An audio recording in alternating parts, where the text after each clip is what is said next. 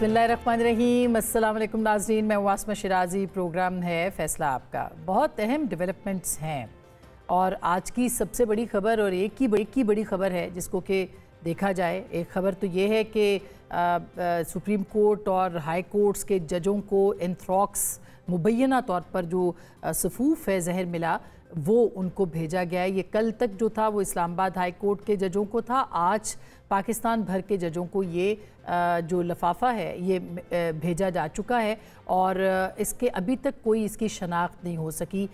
इसके ऊपर चहमगोइयाँ भी हैं, ख़बरें भी हैं, इन्वेस्टिगेशंस भी कहा जा रहा है हो रही हैं, लेकिन इसके पीछे कौन है? और ये तहरीक नामूस पाकिस्तान नाम की कोई तंजीम है जो कि ख़तरनाक नताइज की धमकियाँ जो है वो आला जज साहिबान को दे रही है। ये तहरीक कौन है, इसके मकासद क्या हैं, कौन सी तहरीक ने ये पैगाम जो है क्यों जजों के नाम दिया जा रहा है कि वो आज़ाद फ़िज़ा में काम ना कर सकें और इसको किसको क्या फ़ायदा हासिल होगा, ये एक अहम सवाल है। इसके ऊपर भी बात करेंगे। साथ ही साथ में आज बड़ी समाअत हुई थी, बड़ी अदालत में हुई और उस अदालत के अंदर बहुत अहम सवालात भी रखे गए और जवाबात भी दिए गए। चीफ जस्टिस साहब ने पूरी वो जो सोशल मीडिया के ऊपर मुहिम थी, एक एतराज़ात थे, एक बयानिया बनाया जा रहा था, उसके हवाले से खुल के बात की कि ये कमेटी ने फुल कोर्ट नहीं बल्कि ये 7 रुकनी बेंच तश्कील दिया था। जज साहिबान जो है चंद दिनों के अंदर अंदर सब इकट्ठे होंगे, यानी उन्होंने फुल कोर्ट का भी इंदिया दिया है। और ये जो 6 जजों के खतूत का मामला है उन्होंने सवाल भी उठाए हैं, मसलन ये कि तौहीन अदालत यानी कंटेम्प्ट ऑफ कोर्ट का जो हक़ है वो हर अदालत हर जज के पास है। जब उनको ये धमकियाँ मौसूल हुई उस वक्त वो ना चीफ जस्टिस साहब थे, ना चीफ जस्टिस थे पाकिस्तान के, और ना ही ये इख्तियार जो है वो किसी और के पास था, ये सब जज साहिबान के पास था। क्या कहा चीफ जस्टिस साहब ने इस मौके के ऊपर, वो जरा हम आपको दें। हमने ये कभी किसी जज को नहीं मना किया है, किसी के खिलाफ भी अगर वो उनके काम में मुदाखलत करें यकीनन कंटेम्प्ट प्रोसीडिंग्स करें, उसमें हमारी परमिशन की कोई जरूरत नहीं है, ना सुप्रीम जुडिशियल काउंसिल की ना ही सुप्रीम कोर्ट की। ये पावर आइन देती है, कानून नहीं। तो कानून इसके बरक्स नहीं बन सकता है। मैं किसी और अदालत का कंटेम्प्ट ऑफ पावर इस्तेमाल नहीं कर सकता हूँ। अगर सिविल जज की कंटेम्प्ट हो रही है उसके पास इख्तियार है। कदर करते हैं वकीलों की, वो हमारे पास डायरेक्ट क्यों आ रहे हैं? क्यों नहीं अपने ऑफिस पे जाए ना, अपने सुप्रीम कोर्ट पे जाएं कि जी ये मेरी मशवरा ये है। ये भी उन्होंने बताया कि जस्टिस तसद्दुक जिलानी का मामला जो था वो फुल कोर्ट में डिस्कस हुआ, उसके बाद उनकी रजामंदी से उनका नाम गया और फिर वो सारी तहकीकात जो भी चीज़ें बातें थीं वो उनके सामने TORs के हवाले से वो भी कोर्ट के सामने रखी गई। और इसके साथ साथ ये भी कि ये जो ख़त लिखा गया इस पर जो दस्तखत थे वो कला के थे या नहीं थे, और बार काउंसिल्स या ख़ास करके सुप्रीम कोर्ट बार के से बाला ही बाला ये सारा मामला जो है क्या उसके ऊपर प्रेशर कोर्ट्स को लेना चाहिए। सोशल मीडिया के प्रेशर की भी बात हुई, बहुत सारे सवालात हैं इस मामले के ऊपर। क्या जवाब होंगे? फुल कोर्ट बनेगा तो क्या होगा? ये 6 जज सबूत पेश कर सकेंगे नहीं कर सकेंगे? इसके ऊपर सियासी मामलात देखने को मिलेंगे, इसके सियासी असरात क्या होंगे? दायरा कार क्या होगा? कोई नतीजा निकलेगा कि नहीं निकलेगा? ये सारे सवालात हैं और इसके ऊपर ज़ाहिर है कि एक पॉलिटिकल एक बयानिया भी, सियासी बयानिया और मुहिम भी शुरू की जा चुकी है पाकिस्तान के अंदर। ये हो क्यों रहा है, इसके पीछे क्या मामलात हो सकते हैं और इसके आगे क्या है, यानी पेश मंज़र क्या है। बहुत सारे मौज़ूआत हैं इसके ऊपर। हमारे साथ हम साहब भी मौजूद हैं, थोड़ी देर के लिए फ़ोन पे हैं और राना सनाउल्लाह साहब से हम तफसीली बात करेंगे, वो भी हमारे साथ मौजूद है। तो खान साहब अस्सलाम वालेकुम।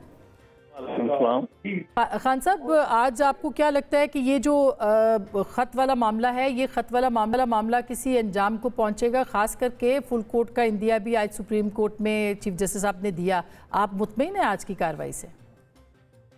हाल मैं पूरी तरह तो मुतमईन नहीं हूँ, लेकिन एक बात जो इसके आखिर में हुई है कि गालिबन उनका इरादा ये है, उन्होंने कहा है कि ईद के बाद हमारे तादाद पूरी हो जाएगी तो सबको बिठाएंगे इसमें में। तो ये खुशाइन चीज है। अच्छा, कोर्ट बैठे और उसका फैसला करे, इस पे जो भी इन्होंने कार्रवाई करनी। मैंने भी जो आज पिटीशन कल फाइल की थी, जो आज भी मैंने उनके सामने जिक्र किया लाहौर हाईकोर्ट बार एसोसिएशन की तरफ से, उसमें भी हमारा यही कहना है कि ये मामला सुप्रीम कोर्ट फुल कोर्ट जो है वो इस पर जो है एक्शन ले और उस पर अपना फैसला करे। लेकिन खान साहब, जैसे आप बात कर रहे थे कि आप तो ज़ाहिर है कि एक अच्छी बात है कि फुल कोर्ट भी होगा, सारे मुतालबे भी हैं, लेकिन ये जो उन्होंने सवाल उठाया है कि ये जज साहिबान ख़त लिखने की बजाय तौहीन अदालत का उनके पास इख्तियार था, वो उसको इस्तेमाल कर लेते, आपको लगता है कि कोई इसके पीछे इसको सियासी रंग भी देने की कोशिश की जा रही है? नहीं, सियासी रंग तो इसमें नहीं है। ठीक है, सियासी जमातें अपने अपना मौक़िफ़ ले आती हैं तो उस वजह से तो सियासी रंग की बात कही जा सकती। ये मामला जो इस तरह की खुफिया अदारे करते हैं, उनके ना चेहरे जाहिर होते हैं, ना उनके नाम पता होते हैं, और ये वो वाले स्ट्रेट फॉरवर्ड कोई कंटेम्प्ट मैटर्स नहीं होते।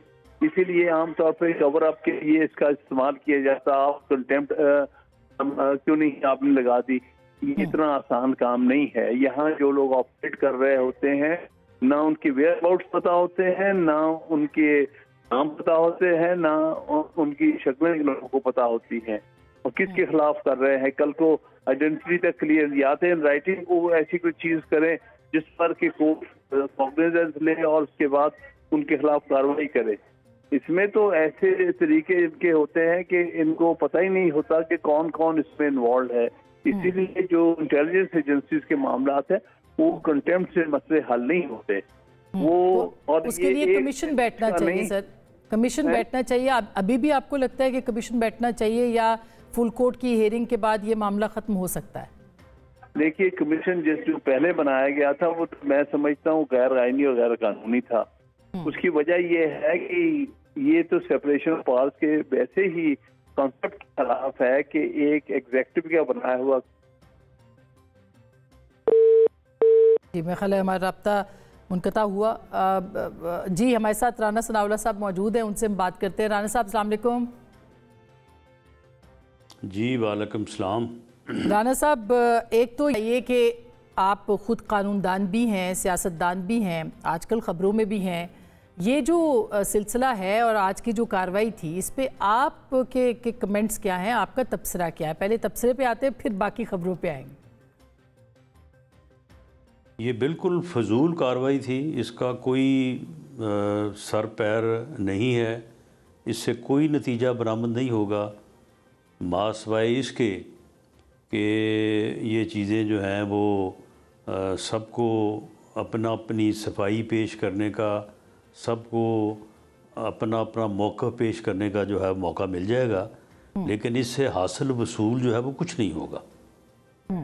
यानी इसको एक सियासी रंग मिलेगा, अदलिया ज़्यादा कंट्रोवर्शियल होगी, लेकिन जेन्युइन मसला है। और उस वक्त आप वज़ीर दाखिला थे जब ये कैमरों वाली बात आ रही है सर। नहीं, देखें, मामला ये है, बड़ी सीधी बात है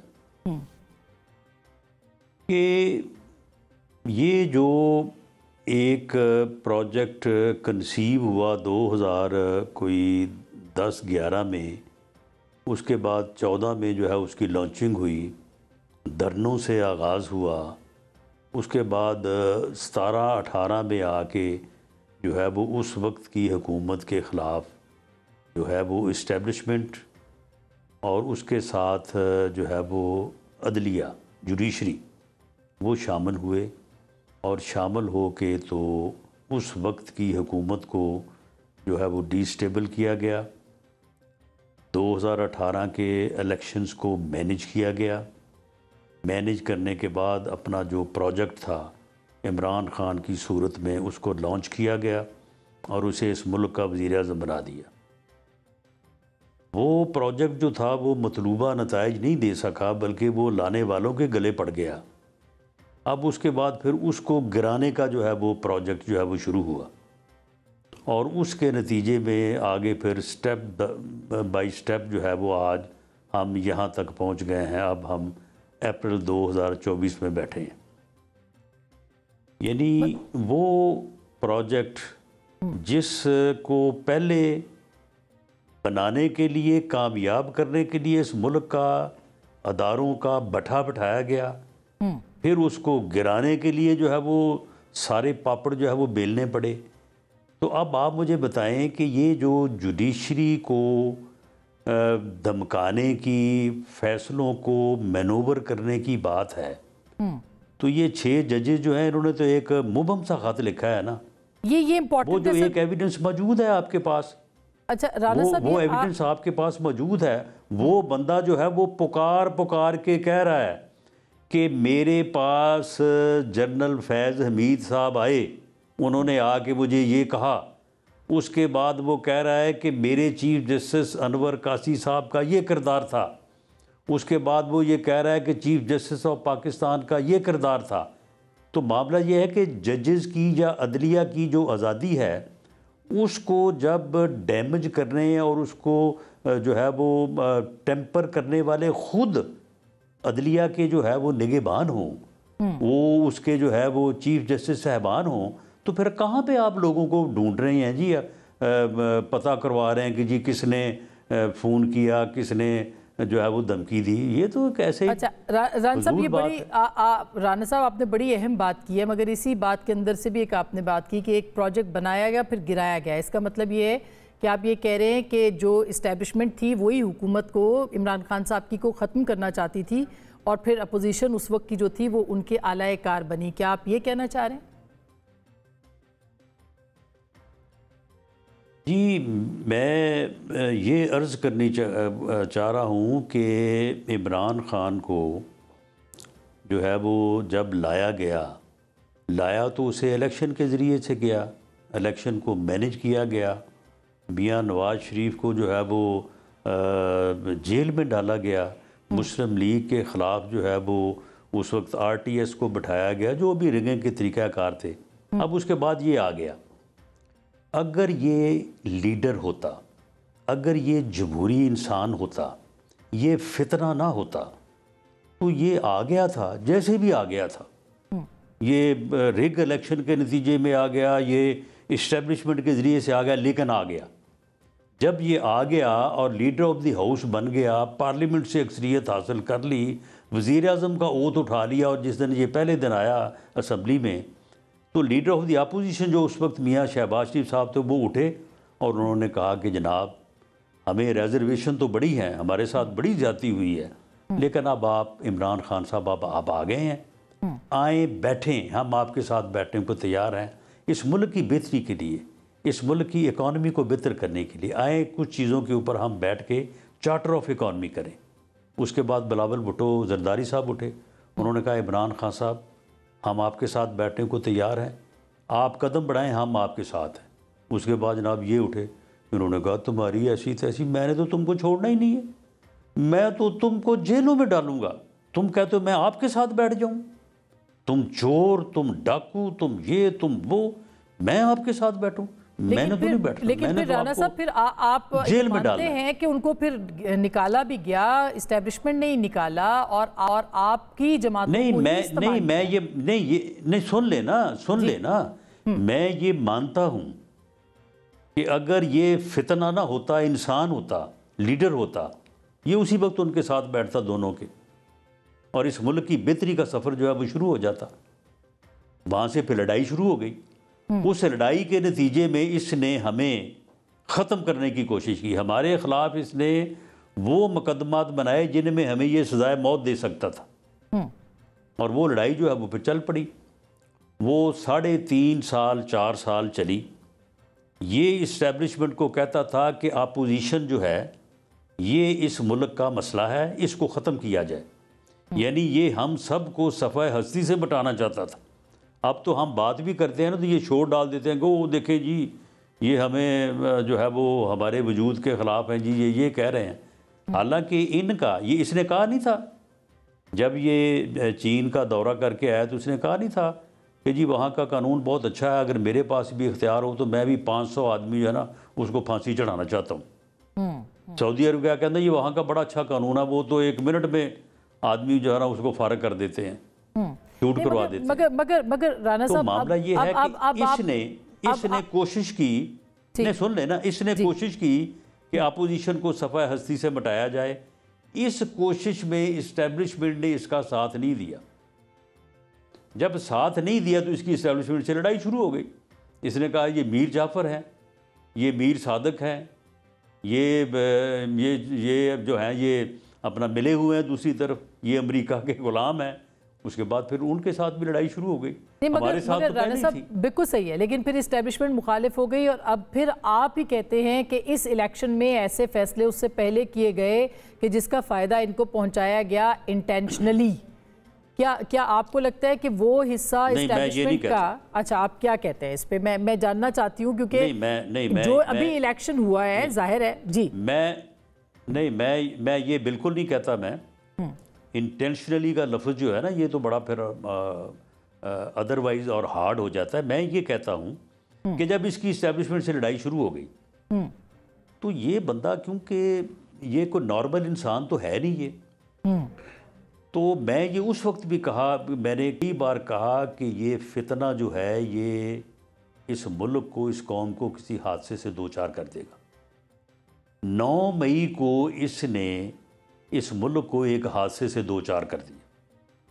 इसने लोगों को की ज़हन साजी करके लोगों को इस्टेब्लिशमेंट कह लें या दिफाई अदारा कह लें, दिफाई अदारा ज़्यादा बेहतर है क्योंकि इस्टेब्लिशमेंट में तो फिर बाकी अदारे भी शामिल होते हैं ना, अदलिया के लोग भी होते हैं, सियासतदान भी होते हैं, अदारों के लोग भी होते हैं। तो एक दिफाई अदारे के ऊपर इसने हमला करवा दिया। अब उस हमले के नतीजे में फिर उन लोगों की पकड़ दकड़ हुई। उनमें बहुत सारे लोग जो थे वो मासूम थे। मासूम इन मानों में कि उन्हें नहीं पता था कि हम क्या करने जा रहे हैं। उन्हें नहीं पता था कि हमारी जो ज़हन साजी की गई है, जो हमसे करवाया जा रहा है, ये कितना बड़ा जुर्म है, ये कितना बड़ा स्टेट के ख़िलाफ़ एक ऐसा एक्ट है कि जिसकी माफ़ी तलाफ़ी को देना चाहे दे नहीं सकता। इन्होंने शोहदा की यादगारों के ऊपर जूते और डंडे बरसवाए। इन्होंने आर्मी के बड़े ऑफिसर्स के घरों को आग लगवा दी। इन्होंने यूनिट्स के ऊपर हमले करवा दिए। उसके नतीजे में फिर यही कुछ होना था, फिर पकड़ दकड़ होनी थी, फिर सज़ाएं होनी थी। अब उसमें कुछ लोग सही सज़ा होने थे, कुछ बीच में फिर आटे के साथ घुन भी पिसना था। तो वो फिर जो सारी सूरत हाल हुई उसमें फिर एक ऐसे हालात वाक़यात हुए कि जिसमें जो है वो कुछ चीज़ें ऐसी भी हुई कि जिन्होंने पूरी तरह से जो है वो इस मामले को उलझा दिया और एक ऐसा ज़िद का, दुश्मनी का, नफ़रत का माहौल बना कि जिसके में इस वक्त ये पूरी कौम और पूरा मुल्क जो है ना, ये अगर मैं वो लफ्ज़ इस्तेमाल ना करूं कि गर्क हो चुका है, तो उसमें जो है ना बिल्कुल ये गिरफ्तार हो चुका है। मगर राना साहब बिल्कुल आप जैसे आप उस वक्त 9 मई को वज़ीर दाखिला भी थे और भी बहुत सारे अहम मौज़ूआत पे मैंने बात करनी है, मगर 9 मई पे अगर हम पहले आ जाए, जिस पे आप कहते हैं कि अब बहुत सारे लोग छूट भी रहे हैं, दूसरी तरफ से लोग कह रहे हैं रिलीफ मिल रहे हैं। अब बानी जो इमरान खान साहब हैं उनके बारे में भी कहा जा रहा है उनको भी अब रिलीफ मिलना शुरू हो गया है। आप कहते हैं मुकदमात ठीक नहीं है, मुकदमात तो आपने बनाए थे सर, उस वक्त आपकी हुकूमत थी, तो आप कहते थे आर्मी चीफ के खिलाफ साजिश हुई है, हम इसको नहीं मंतकी अंजाम तक पहुंचाएं। मुकदमात ठीक नहीं, नहीं ऐसा नहीं है, नहीं मुकदमात ठीक या गलत नहीं है। मुकदमात को जो प्रोसीड किया गया उसमें जो है वो गलती है। जैसे ये जो वो किसका तोशाखाना केस है, अब तोशाखाना केस जो है वो 2 + 2 = 4 साबित है। इसने घड़ी वहाँ से चुराई है, इसने उसे बेचा है, यानी कोई दूसरी राय ही नहीं है। वो फरा गोगी जो है वो लेके गई, वो इसकी फ्रंट मैन थी, लूटा उसने सारा मुल्क। पंजाब में पोस्टिंग ट्रांसफ़र से लेके तोशाखाना की घड़ियों गिफ्टों तक उसने सब कुछ लूटा।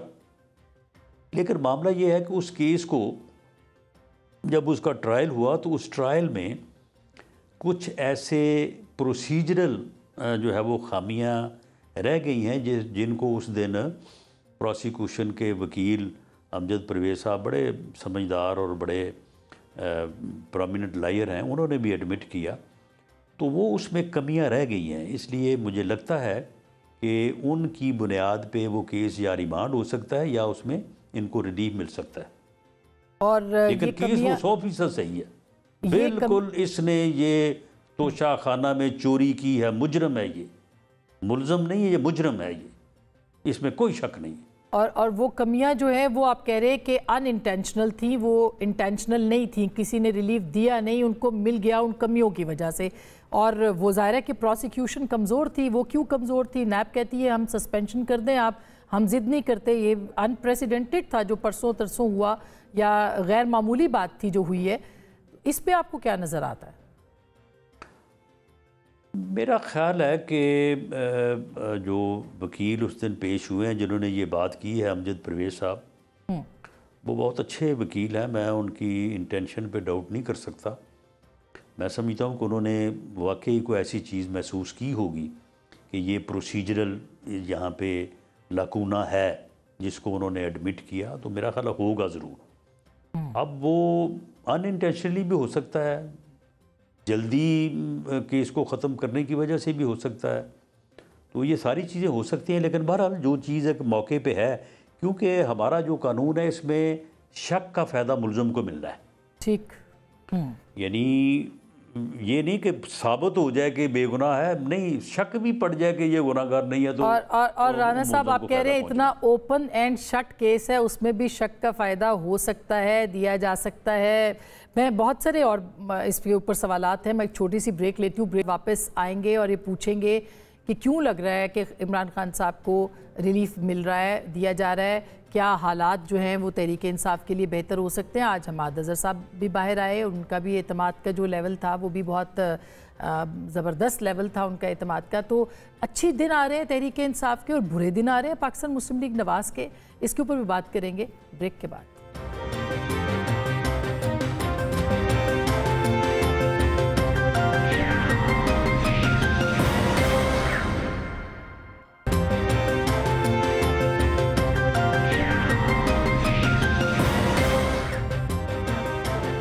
Welcome back. एक दफ़ा फिर आपको खुश आमदीद कहते हैं। राना सनाउल्लाह खान साहब हमारे साथ मौजूद हैं। राना साहब, आप एक पॉलिटिकल वर्कर हैं, आप एक डेमोक्रेट हैं, आपने कुर्बानियाँ दी हैं, मगर जमहूरियत के लिए दी हैं, मगर इस वक्त जो निज़ाम है, क्या आप समझते हैं कि इस वक्त वाकई आपकी जमात भी उसी जमहूरियत के साथ खड़ी है जिसको, या वोट को इज़्ज़त दो के साथ खड़ी है जिसका नारा लगा के आप लोग आए थे और ख़ास करके मियाँ साहब वापस आए थे? देखिए, जो असरे हाज़िर के कंपल्शन होते हैं, तकाज़े होते हैं, तो कोई भी कोई सियासतदान हो, कोई जो है वो किसी और मुआशरे के तबकात से तल्लुक़ रखता हो, तो बहरहाल वो उसका कैदी तो होता है, वो उसके ऊपर जो है वो, यानी वो चीज़ें जो हैं वो उसके ऊपर नाफिज तो होती हैं। मामला ये है कि PMLN ने या मियाँ नवाज शरीफ ने सियासत तो पाकिस्तान में ही करनी है ना। अब मामला ये है कि इस्टेब्लिशमेंट ने एक बंदे को इस मुल्क के ऊपर बैठा दिया। उस बंदे ने इस मुल्क पे बैठ के आया तो वो जमहूरी तरीके से, उसके बाद उसने कहा कि मैंने अब तमाम सियासी जमातें, तमाम सियासी मुखालफ सबको ख़त्म करना है, मैंने किसी को छोड़ना ही नहीं है। अब उसके लिए फिर जो है वो वोट ऑफ नो कॉन्फिडेंस करना पड़ा, उसके लिए जो है वो फिर सबको इकट्ठा करना पड़ा। जब सबको इकट्ठा किया तो उनकी फिर माननी भी पड़ी, और जब माननी पड़ी तो फिर जो है वो हुकूमत जो है वो करनी पड़ी। हुकूमत करने के जो है वो फिर असरात जो है वो महंगाई की सूरत में भी बर्दाश्त करने पड़े। वो मुल्क को डिफ़ॉल्ट होने जा रहा था, वहाँ से बचाने के लिए जो है वो बिजली, गैस, ये सारी चीज़ें जो है उनको महंगा भी करना पड़ा। उनका जो है वो लोगों में जो रद्द-ए-अमल हुआ उसको भी जो है वो बर्दाश्त करना पड़ा। तो मामला ये है कि ये जो सारी सूरत हाल है, ये मियाँ नवाज शरीफ ने 21 अक्टूबर को मीनार पाकिस्तान पे एक बात कही थी, और उन्होंने ये बात, मेरा ख़्याल है कि उस दिन तमाम बातों से बड़ी बात की थी। उन्होंने कहा कि मेरी 40 साला सियासी ज़िंदगी का निचोड़ ये है कि मुल्क इस वक्त जिन हालात में फंस चुका है या जिन हालात में गिर चुका है, सब मिल के अगर नहीं बैठेंगे तो ये मुल्क इन हालात से नहीं निकलेगा। सब मिल के बैठें, पूरे खलूस के साथ मेहनत करें तो 2 साल लगेंगे। ये 2 साल का लफ्ज़ भी उन्होंने इस्तेमाल किया था। अब उसके बाद इलेक्शन हो गए हैं, इलेक्शन से पहले भी और इलेक्शन के बाद भी इस मुल्क के जो सियासतदान हैं, जो सियासी जमातें हैं, जो अपना एक वज़न, एक मकाम रखती हैं, जिनके पीछे लोगों की फॉलोइंग है, चलें किसी के पास ज़्यादा होगी, किसी के पास कम होगी, वो जब तक सर ना जोड़ें उस वक्त तक मुल्क इस हालत से, इस क्राइसिस से जो है वो नहीं निकल सकता। और सर जोड़ने मिल के बैठ, एक बंदा सुन लें, एक बंदा हाइल है नहीं, सारे इस पोजीशन में है, सब इस पोजीशन में है, सब बैठ सकते हैं, सब सर जोड़ सकते हैं। एक बंदा है जो पिछले 10 साल से 14 से लेके आज 24 आ गया है, एक बंदा है जो इसकी राह में हाइल है। इसलिए मैं ये कहता रहा हूँ कि ये फितना है, ये इस मुल्क और इस कौम को किसी हादसे से दो चार करेगा। मगर अब मेरा ख्याल है कि हादसा अवामी ताकत जो है वो सामने नजर आ रहा है। वो अवामी ताकत तो उनके अभी अगर 2-4 नहीं हुए तो नजर आ रहा है सामने। वो कौन सा ज़ाहिर है कि वो तो मुआशी बहरान तो ऑलरेडी है, सियासी बहरान भी है इस वक्त, तो सिस्टम भी जो है वो खड़ा आपको नज़र आता होगा, मेरे ख्याल आपको तो नहीं नज़र आता होगा, आवाम को थोड़ा बहुत नज़र आ रहा है नहीं। सिस्टम के अंदर सिस्टम जो है वो काम कर रहे हैं, वो ज़्यादा ताकतवर हैं। आप लोग क्या इस पोजीशन में हैं कि आइडेंटिफाई कर सकें उस सिस्टम को जो असल में काम कर रहा है? राना साहब नहीं, मेरा ख्याल है कि असल में वो भी काम नहीं कर रहा। उसकी वजह ये है कि ये जिस किस्म की चीज़ें जो हैं वो सामने आ रही हैं,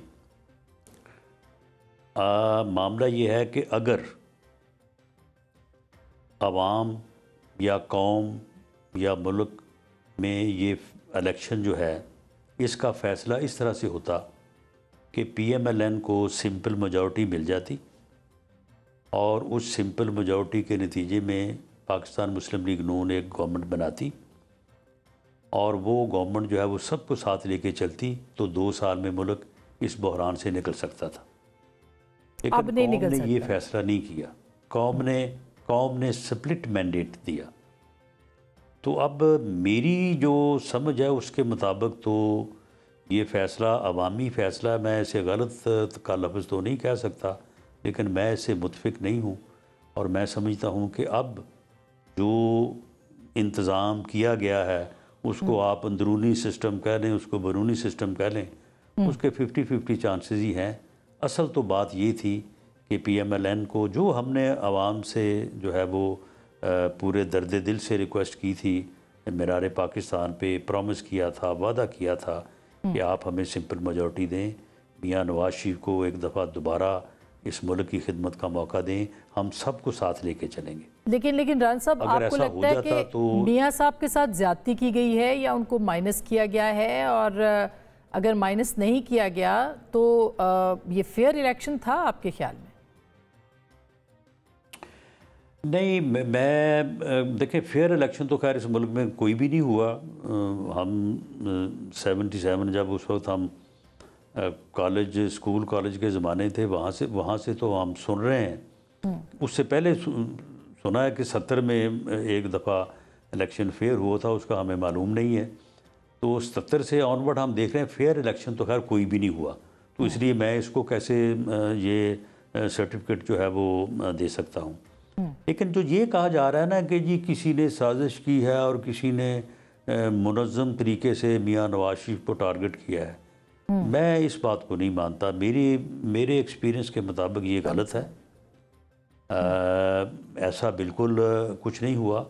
लेकिन बहरहाल अवाम ने स्प्लिट मैंडेट दिया है। अवाम ने जो है वो मैंडेट, शायद वो हमारे वो आर्गूमेंट्स जिनको हम बयान करते रहे कि जनाब इस महंगाई के हम ज़िम्मेदार नहीं हैं, ये जो डिफ़ॉल्ट था वो हमारा कसूर नहीं था, ये इस चीज़ में हमारा दोष नहीं है।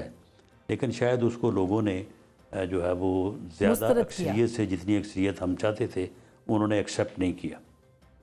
अच्छा, ये एक आपने एक और बड़ी नहीं, मुस्तरद का लफ्ज़ इसलिए अच्छा नहीं लगता कि हमारे वोट भी जो है, अगर आप वोटों का जो है वो आप हिसाब करें तो ये है ना कि देखें, एक तरफ अगर 1,13,000 वोट पड़ा है, दूसरी तरफ जो है वो 10,000 वोट ज़्यादा पड़ गया है, तो मुस्तरद तो ना हुआ ना, लोगों की राय तकसीम हुई, स्प्लिट मैंडेट हुआ। अच्छा, मैं रान साहब एक छोटी सी ब्रेक लेना चाह रही हूँ। ब्रेक के बाद आपने बात, अगर आपको सिंपल मेजॉरिटी मिल जाती तो ये निज़ाम 2 साल में ठीक हो सकता था, चीज़ें बेहतर हो सकती थी, जो नहीं मिला। तो अब ये निज़ाम चलेगा, ये हुकूमत चलेगी, ये बंदोबस्त चलेगा, कैसे चलेगा, इसके ऊपर बात करेंगे राना सनाउल्लाह साहब से। एक छोटी सी ब्रेक, वापस आते हैं ब्रेक के बाद।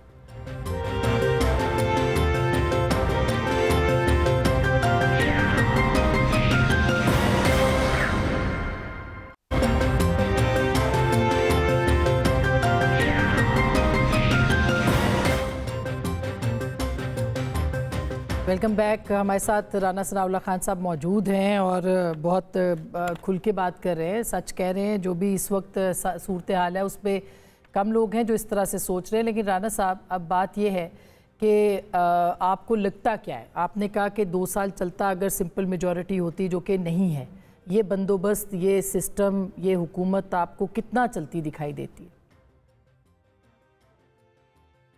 देखें जी, जब वो ना हो सका जो हमारा मौक़िफ़ था या हमारा रिज़ॉल्व था या जो हम चाहते थे, तो उसके बाद अब फिर जो इस वक्त अरेंजमेंट यानी कोलिशन गवर्नमेंट है, ये हमें बिल्कुल कोलिशन गवर्नमेंट बनाने से पहले भी, जिस दिन बनाई उस दिन, जिस दिन फ़ैसला हुआ उस वक्त भी पार्टी में इसके ऊपर एक इख्तलाफ राय भी था। उस वक्त ही पता था कि इस गवर्नमेंट को लेने के भी हमारे ऊपर जो असरात हैं वो कोई पिछली जो 16 माह की गवर्नमेंट हमारी और 13 माह की केयर टेकर, ये केयर टेकर भी हमारे खाते में पड़ा है। उन्होंने भी जो अच्छा किया वो तो उसके खुद मालिक हैं, जो बुरा उन्होंने किया वो हमारे खाते में पड़ा कि हमारी कंटिन्यूटी है। तो ये 29 माह की जो गवर्नमेंट हमारे खाते में पड़ी वो, तो ये भी जो है वो हमारे खाते में जो है ये कोई इतना अच्छा इसके मामलात नहीं होंगे। लेकिन इसके बावजूद हमने मुल्क के बेहतरीन मफाद में एक कोशिश की है, खुलूस नीयत से की है। मियाँ शहबाज शरीफ साहब पूरे खुलूस के साथ मेहनत कर रहे हैं, करेंगे। अल्लाह करे कि जो है वो ये मुल्क महफूज रहे और हम इसमें सारे जो है खुश और आबाद रहें।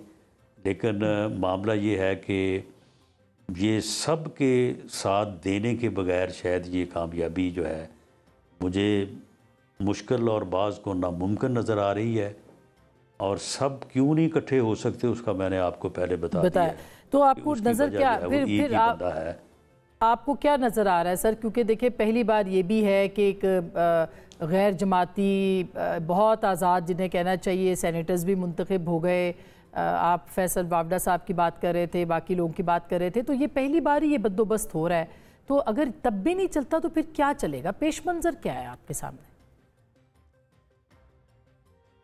देखिए, इसमें जो है वो मेरा ख़्याल है कि बाकी सारी कुव्वतें जो हैं वो तो शायद किसी एक पॉइंट पे जो है वो इकट्ठी हो सकती हैं, लेकिन जो बानी पीटीआई है वो, जब मैंने ये कहा था कि वही जो है वो इस वक्त वजह है और उसके होते हुए शायद ये मामला जो है ये हल नहीं होगा, तो उन्होंने कहा कि जी वो हमारे वजूद को ख़त्म करने की बात कर रहे हैं। मैं सियासी वजूद की बात कर रहा हूँ ना, जो उसका यानी पॉलिटिकल रेलेवेंस है, जो कि 8 फरवरी के बाद और मज़ीद जो है वो रेलेवेंट हुई है, तो वो नहीं तैयार, जो मेरी असेसमेंट है।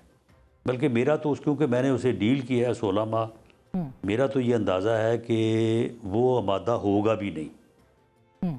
तो फिर जब वो आमादा नहीं होगा तो फिर 2 ही चीज़ें हैं, या फिर ये है कि उसका यानी पॉलिटिकली वो इररेलेवेंट हो जाएगा, तो या जो है वो फिर इस मुल्क का नुकसान होगा।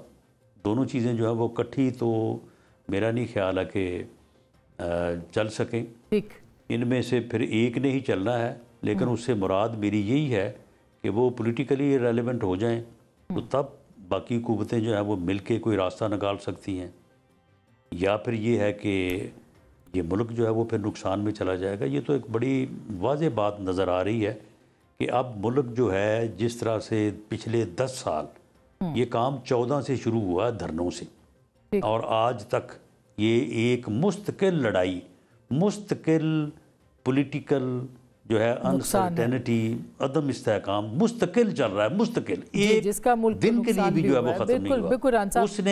उसने ख़त्म ही नहीं होने, उसने एक दिन के लिए नहीं ख़त्म होने दिया, उसने हर दिन इस अदम इस्तेहकाम में कंट्रीब्यूट किया है जी। तो ये अब और नहीं, मेरा नहीं ख्याल कि अब और ये चल सके या ये मुल्क इसको बर्दाश्त कर सके। बहुत बहुत शुक्रिया राना साहब।